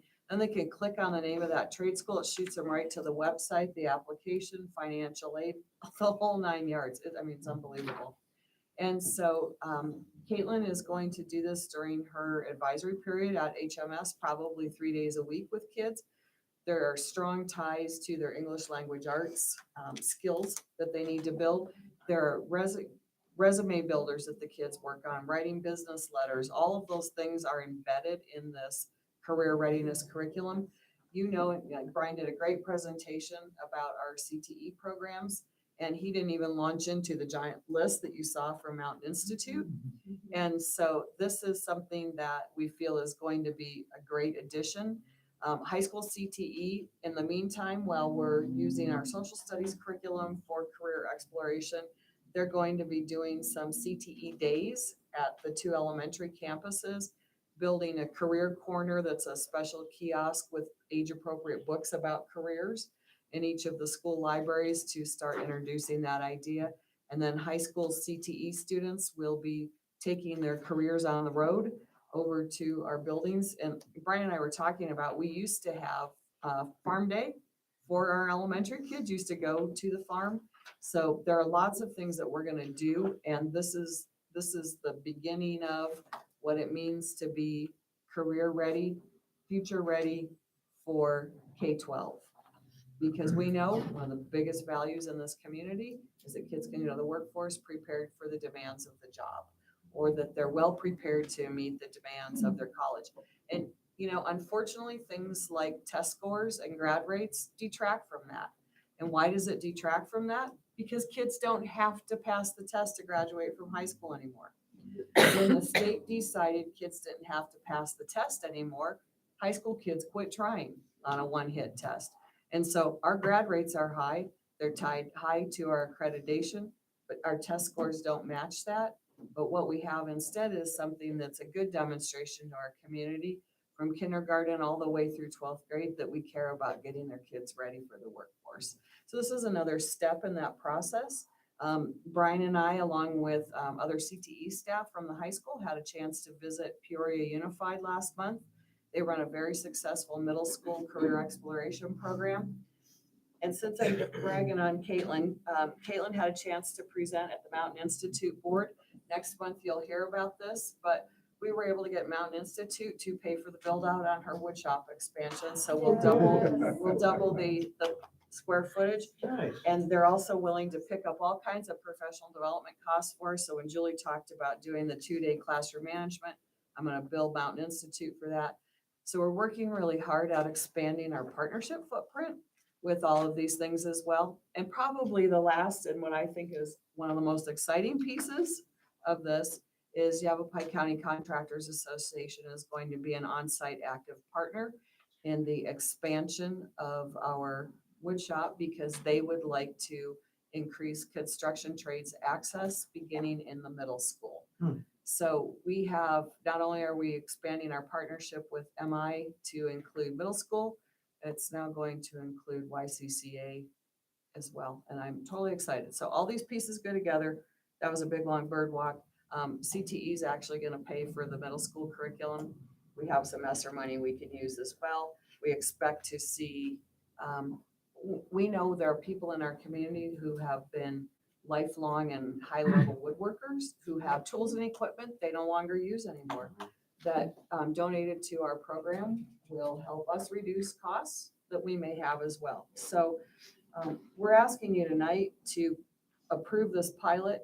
And because this is a full digital curriculum, there's something unique about it, which is I don't have books to put on display. Which was a very curious thing with the change in Arizona law last year about having committee members and access to materials. So I talked to the company and I said, okay, I got a bit of a conundrum here. I said, if I put your, like a guest access on our homepage, 100% of your curriculum is going to be available to anybody in the whole world who wants to hit it and see it or copy it. And are you okay with that? Because the law says we have to have here everything on display for 60 days. Once we adopt it, people can check out curriculum for 48 hours. That's what statute says. But while we're considering adopting it, then it has to be here in the district office. So the company said, Cindy, I'm okay with it. It's 60 days. We'll shut it down after 60 days. And so what we're gonna do is add a couple of Chromebook kiosks here. People can come and sit in, log in, ask questions if they have questions to make it convenient. But the company already sent me all the links for the website too. So pending your approval, we'll pop all those links up in the next day or two and start the ball rolling on our time frame. We've allowed some wiggle room at the end, so you'll get the final request for it or not, if we decide it's not worth it, at the main board meeting. That way teachers can be trained and we can be ready to roll next year with it. So it's kind of exciting. I love it. I think it's wonderful. I can't wait to see the K6 or K5. I watched the videos, I'm like, wow, I never knew all, like 500 different careers. Like kids think about, I want to be a doctor. Well, but what if you're I'm the not doctor. Exactly. That's great. So that's what I'm requesting, pilot of Pathful, which is the name of the company, grade 6-8 at Heritage, not Territorial or Del Rio at this time. Okay. Any other questions? All right, then, if we could get a motion to approve the materials. I'll make the motion to approve the pilot and public I don't have my review glasses. of possible materials for the use of at Heritage Middle School. And a second. I will second that. Well, thank you, Marcia. All in favor? Aye. Aye. It's getting late. Item 9D, Ms. Crawford. Hi. Hi. It's so good to see you guys. What troopers? I'm gonna try and be quick. So, I know that Yvette, my counselor, submitted the majority of the stuff. I think you're familiar with her coding system of yellow, red. Low hanging fruit, there are a couple of things just name wise that we wanted to change. So instead of lifetime health and fitness, we want to change it to just be physical education. It's really PE is what it is. We're going to remove lifetime sports. We don't have that at the high school anymore. For band and orchestra, we're adding a period of beginning orchestra next year. So we're going to split. We'll have a beginning band and a beginning orchestra. And then we clarified what band is actually going to be. Instead of just high school band, it's marching / concert band. And she provides a good description of what that actually entails so that when kids sign up for the program, they understand that it's a both and. They're going to be performing out on the field at football games, sometimes pet band, and then there's a concert band requirement as well. We're changing free enterprise to economics. That's a bit more user-friendly in name. People understand that a little bit more. And then that brings me to I don't know if you guys have the exact same, yes? Okay.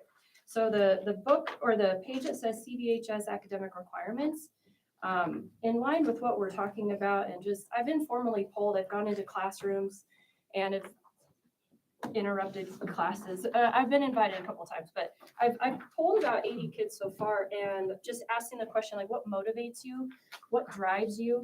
What's the next step? So I've put a bunch of questions. I'm just trying to figure out, what do these kids want to do next after high school? Because my job as the principal is to help them get there. And so time after time, and these are mostly CTE kids. And I didn't know, I didn't go into a CTE class. I went into a math, I went into an English, and I went into a fine arts. And most of the responses, if kids were in a CTE program, had a definite answer for this question. They're like, I want to go and, I want to be an engineer because I've done this. I want to become a nurse because I'm in a nursing program. I want to be a welder because they're in our welding program. So they know, at least theoretically, what they want to do next. I was like, you don't have to have your whole life figured out, but what do you want to do next?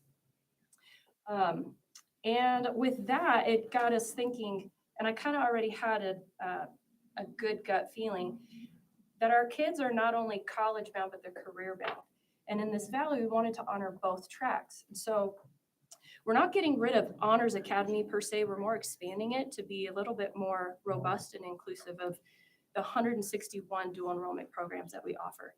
So we want to give credit where credit is due. If a student is more career minded and they want to be part of our CTE programs, and that's just what they want to do, they're more vocational. Okay, cool. I want to honor that.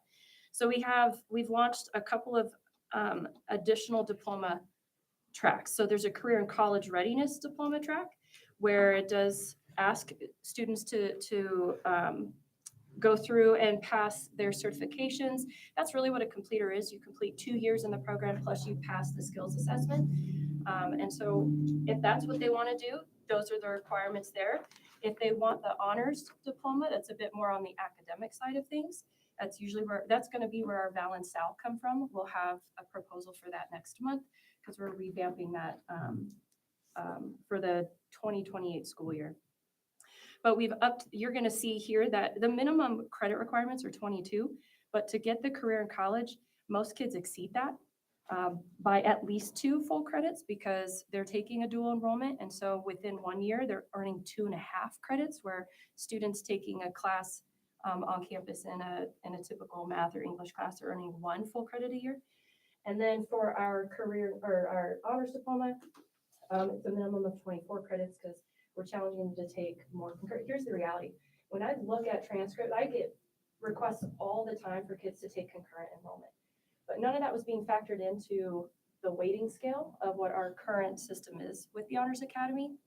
And so we were like, it just seems like we're falling short of what the kids are doing to honor and recognize and to push them into different fields depending on what they want. So we're trying to provide a couple of different options for all of the kids in our valley and honor all the cool things that are happening. There's a lot of asterisks you got to follow. Anything with a 1 asterisk, a single asterisk, has to do with the career and college readiness diploma. And then if you see 2 asterisks, it's for the honors diploma. I did remove, we did take out the attendance requirement. Okay, good. Okay, thank you. Any questions, comments? So we have 161 dual enrollment programs, not students. Courses that kids are participating in. Yes. English, math. Well, this also includes our AGEC courses. So yes, our English and math, but also our CTE dual enroll. And then just concurrent enrollment through Yavapai College. I mean, it could be Wizard of Warcraft. They do have that there, but I haven't seen any of our kids enroll. So I'd say like psychology, yes. Psychology, sociology, communication, yes. So I think it's interesting because we were just revamping all of our future freshman stuff. I'm new to this, but the flyer used to say 60 dual enrollment programs. We're now up to 161 that kids can be a part of. Plus, with CTE stuff, with the general certification for agriculture, we're looking, because of our Miles and Carrie, just their background, we're looking at getting them credentialed. It's happening already, but in water management and then equine, so that we can offer that as part of the program sequence. But so we're adding stuff. We eventually want to add a social studies, so there's more to come. And for dual enrollment, this may be a really naive question. Again, I'm going to pick on math and English. Yes, those are easy ones. Thank you. You have to actually pass the high school part of it to go into the college portion of it, correct? Oh, yes. So the Okay. college actually requires at least a C or better. You can still earn a high school credit, but if you don't get a C or better, you won't pass that class. Right now, we do offer, it's free for our kids right now. Like, that's amazing. I come from a very large district, very large, and we had dual enroll, and my school was 2,400 kids, and I didn't have nearly as many kids participating in dual enroll. Do you have an estimate of how many high schoolers are in dual enrollment classes? Ballpark. I would say at least 200. At least 200. I mean, just on campus alone. Percentage. Yeah, in my math and English, I mean, they've got at least 100 kids that they see a day, plus our CTE dual enroll, like at least 200, maybe 400. I think, and I say this at every graduation speech that I do, I think close to 60% of our kids take one college class when they're in their high school career. It could be a CTE class, it could be English 101, 102, it could be calculus, it could be college algebra. But about 60% of our kids take at least one dual enrollment or concurrent class while they're with us. It saves the family $250,000. Yep, Like we exactly. have kids graduating with an associate's degree, and they're not entry-level classes. These are 101 and 102.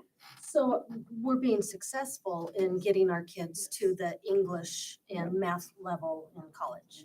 I know, and to just second what Even before that. Ms. Or Daniels even said. before that. And we are the largest contributor to Yavapai College's incoming freshman class every year. We're bigger than any other school anywhere. We contribute more incoming freshmen at YC. I thought I had seen that, yes. I will say, I understand, test scores and all of that, and they are good. It is a metric system. I don't know if it should be the only system out there. So we do have a lot of positive things that our kids, they're completing certifications. I do think, to your point for that one, Mr. Fogel, is if I were hiring somebody and I saw that they earned an industry certification, this isn't just like something we're offering. This is an industry recognized across the world, or at least in the United States. Like graduating with a diploma, and we'll go through some stats for our future freshmen, but a K-12, that's 13 years. Plus you got a certification in a world where like people do just bug out for the simplest little things. Like I'm gonna pick you. You went above and beyond, So I do think it sets our kid in a competitive industry or a competitive world. I think it does give our kids a leg up, especially when they're at an economic disadvantage. We should be providing, like the ground is level here at the school. They're coming in with a bunch, like if this were a baseball game, this is how I heard it. We have kids that are sitting in the stands with like the best view possible, the highest ticket. Yeah, or we have kids who are actually playing the game, they're on the field. But then we have kids in our school who haven't even made it into the parking lot. That's the reality and that's the gap. And so what we do here helps to close that gap. And I would say we're doing a pretty darn good job. I like the way you said that. That was good. Can I ask a clarifying question? Yeah. Because you mentioned it in the packet for the honors diploma. In the packet that the board has, it says that 95% attendance is required. Oh, And you then the said one that I, it had been removed. So that is supposed to be removed. Okay. Yeah, the night and the discipline, you can cross that. I'm sorry. the line that says must maintain an excellent Yes. and 95% attendance. Yeah. Okay. I mean, they usually do. Also, our attendance is much better in our CTE programs. No joke. Sure. That's why. Yes. Engaged, yeah. Like I think they really do hit like 96%. They're doing pretty good. Well, and Caitlin, you're also getting kids coming, they don't even speak English. Yes. And they're incorporated into our math and science percentages too. And we're getting more and more of those children. And special ed. Yep, it's everybody. Yeah. And we're offering a tour February 29th. Yes, we are. Go ahead. At The CTEC? CTEC is a Spanish speaking tour. Yes, we are at 6:30. February It's on the school 29th. calendar. It's the Rigger Road facility, Yavapai College's Rigger Road facility, CTEC campus. What time? I apologize. We can get that to you. It's on the Just- district, it's on our website, Okay. but I can also let you know. I think it's 6:30. And there's a translator. So you can come in here in English because then it's translated into Spanish. But if you have not been to the site, Oh, it's been years. she wouldn't stop talking when we left. But you're Yeah. so excited. I think people from around the world. Yeah, I don't know. I haven't seen anything like it. They have CTE schools, and I don't want to put it, not bagging on them because I was a product of that former district. I have 6 o'clock. Oh, good. We'll end earlier, but I've just never seen a facility quite like it. It's amazing. Fantastic. Any other questions or comments? Yes, I thought so. it's somewhat related to, not specifically to what you were just presenting, but general discussions that have been brought up here. Are we keeping track of transiency in our population still? Yeah. Okay. Yeah, and mobility rate is defined as transfers in. Because the ins impact you in a different way than the out. So, yep, mobility rate is Oh, right, tracked. yeah, sure. We're keeping track of in. Mhm. Well, we have to. And so do we know what that is at the high school? Or let's say a typical freshman class? Well, You mean like a freshman who completes high school? No, who no, no, no, starts no, with no. us Finish? and finishes with us. A freshman entering who hasn't been part of our district at all up to that point in time. So I can give it to you in a couple of different ways. Here we call them surviving seniors. Well, that's what I was thinking. Yeah. So, it has depended on the cohort, but typically we have Oh, sure, yeah. 10% of our senior class started kindergarten in Chino. Yeah. 10%.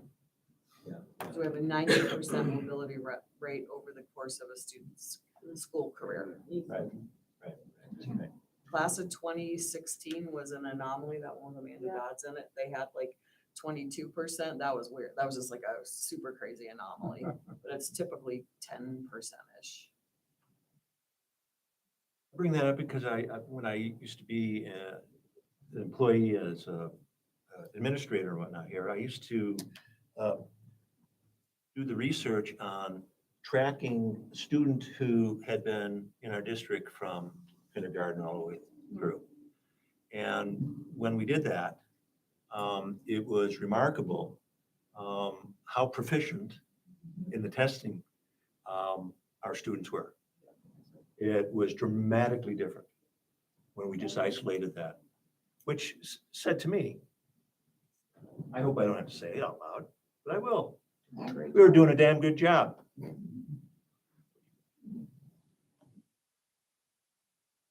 And I think we continue to. I haven't been doing that research for 10, 12 years now, but I would bet you for dinner. They end up being our dinner. I think my someone told me years ago, the average kid coming in from another district is one grade level below what grade they enter here. So if they entered the 7th grade, they're performing at the 6th grade level. And it's been far more profound, Peter, since the pandemic, because there were many students who didn't attend school at all. And I think, and I've had a chance to meet with other administrators from around the state in the last couple months. One of the things that is by far the most disconcerting aspect, and if you're watching Phoenix News, you see some of the big districts are closing multiple schools because of enrollment declines due to the empowerment scholarship accounts. And one of the biggest fears I think that's rippled through regular school districts like ours is that people who are taking the ESAs, their kids won't be going to school anywhere. And in 2 or 3 years, we'll be getting them back. And then a kid will have not been in school or had an education for a span of time, but we're all held accountable for whether that kid passes when they're with us that year. And we've had literally no control over their educational history or career. And we see that has been very true since the pandemic. We've got kids that, well, if Ed was here, he would tell you, he got a kid whose mother said that her 2 kids dug holes in the backyard for 2 years. Like they learned nothing. So when they came back to school with us, they were so far behind. And so the pandemic exacerbated that. And the biggest fear with regular school districts is that the ESAs will cause that same thing to happen. Well, if I can add to this discussion even more and go before pre-pandemic. Go ahead, Mike. Okay, and before even ESAs, okay, the whole charter movement. Right. The hundreds of charter schools that opened up and closed a year later, 2 years later, and those kids are coming back where? They're coming back where? Well, and to that end. And we're inheriting. I got an email mess. from a student who'd been with us his freshman and sophomore year, left to go to an alternative charter school that used to exist in Chino Valley. They never issued him a diploma, even though he completed. He thought that they were connected with us because they were located across from the library and was disappointed to learn, although he needed a copy of his high school diploma for a new and exciting career opportunity. And he didn't have one. We didn't have one because he left and went to a charter. So those are just things that I think there's so many things that impact it. I'm proud of what we do here and I'm proud of how hard people work. Here, I agree. All right, well, let's get this agenda item approved. I'll make the Oh, motion heavens, for the so much fun. approval of 24-25 Chino Valley High School course description catalog. And a second. I will second. All in favor? All right. Aye. Item 10A, first reading of policy GCCA, use of undifferentiated leave. Larry. Yes. Thank you, Madam President, members of the board. I come to you tonight as a member of SEAC Committee, the Superintendent's Employee Advisory Council. This was an item that we voted on in our last meeting, weeks ago. A recommendation to the change policy GCCA, which adds a little bit of verbiage under the option of using personal leave before or after a holiday or vacation. Within SEAC over the many years I've been part of it, we've had a leave committee. Typically myself and a few others that will kind of take extra time and talk about things that we could possibly do within the district with leave. Over the years, we've done the leave bank. We've changed the maximum amount of leave. This year, we're bringing to you an item that has been discussed numerous times, mostly by certified staff, about not being able to take a personal day before or after, which is understandable because if you did allow that, everybody would take the day before Thanksgiving off, and we don't want that. But bringing that to Superintendent Scholl through conversations of requests, this is what we've kind of come up with as a possible solution to being able to allow an individual, this would impact all staff, to be able to take a personal leave day outside of that normal scope. Typically, there are things in the policy already for once in a lifetime events, whether it be graduations, weddings, things that, you can't replace. We're thinking of opportunities that some of our staff have brought to our attention over the years, maybe a great vacation just fell out of the ether and they needed to take that day and it was too good to pass up. And in some cases, they took the day, even though they weren't allowed to, lost the day's pay. And it was unfortunate. And so through some of the verbiage, if you've read it, there are some conditions that staff would have to meet to be able to use that. One is not have used more than 4 personal days the prior year. A big one, having at least 240 hours or more of leave built up. That would exclude new employees. It would take typical 10-month staff 3 years of not using any leave to even hit that mark. So this wouldn't be something that new employees can utilize. And the last is not having used this the prior year. We don't want somebody to kind of yearly come up with a reason. And even then, this is not a definite yes. This is a possibility. It kind of excludes it's not going to happen versus we can have the conversation. And that's really what they wanted to ask is this would be an employee that has been with Chino School District a number of years, is not overly using their leave and has an opportunity that they could take to their administrator, whether it be Superintendent Scholl or the principal, and say, hey, this came up, could it be possible? And I know that members of SEAC were very excited that this came about. Again, this is at least 3 years that I know of that this idea has been thrown out and we just haven't been able to get to this point. So we wanted to bring this to you for a first reading. And I'm here for any questions that come up. I think it's perfectly fair. I think we should be rewarding our employees rather than trying to make it that much harder for them to do things on their personal thing on their vacation and sick time. So that's my opinion. Anyone else? All right, first reading. We'll see you next month. Item 10B is our second reading of policy EBCC, automated external defibrillator, regulation EBCCR, automated external defibrillator, and EBCCE, automated external defibrillator. We had such a delightful discussion last month. Both. If you recall, this is really a policy put in place so that we can apply for a grant to pay for the expenses associated with the. And they're good. It's a good policy to have. It all makes sense and things like that. So. All right. Any other questions? I think we talked about it last month. extensively? Great, then if we could Okay, get I'll a make motion the to approval approve. of policy EBCC, automated external defibrillator regulation. EBCCR, automated external defibrillator, and EBCCE, automated external defibrillator. And a second. Second. Thank Say you. second. Oh, you worried me for a minute. Oh, All in one favor? Aye, fantastic. I do need a motion to go into executive session. I'll make a motion to go into executive session. Can we make it after a 10-minute break? 'Cause the I room would is love empty. that, please. Okay. Yes. Okay, second? All in favor? Aye. Good night, everyone else, or stick around. We're gonna be, actually have the executive session in here, so if we could get people to move on, we would appreciate it. Thank you so much.